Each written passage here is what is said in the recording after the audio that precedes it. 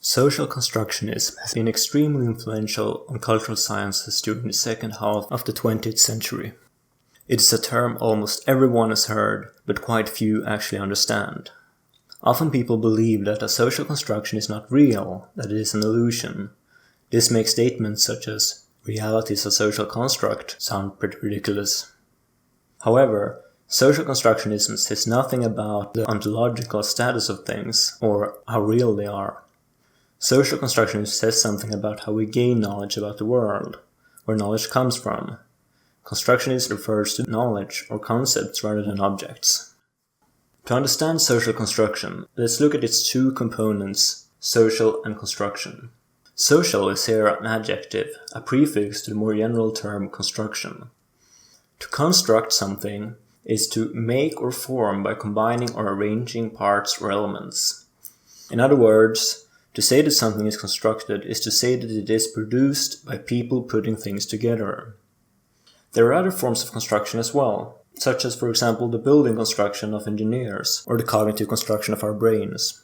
The easiest and probably best way to understand the prefix social is to think of the social as anything that is produced out of the interaction of two or more people.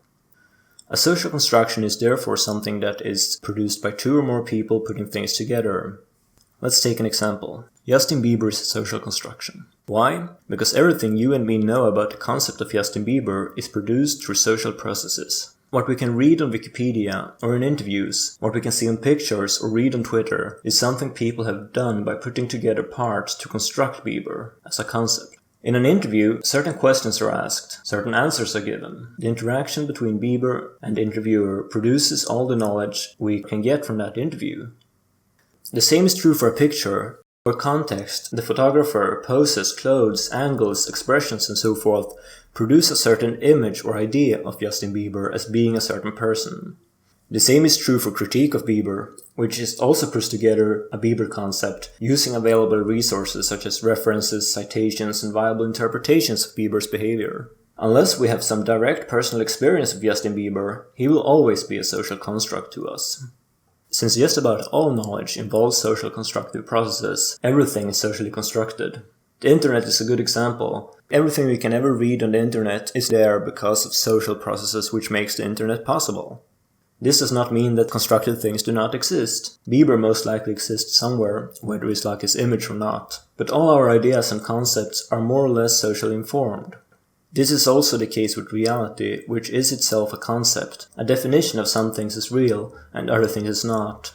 In a highly religious society, God may be considered real, a product of social processes such as religious texts and everyday ceremonies. In a secular society, the Big Bang is often considered a real event because of similar socio-cognitive mechanisms.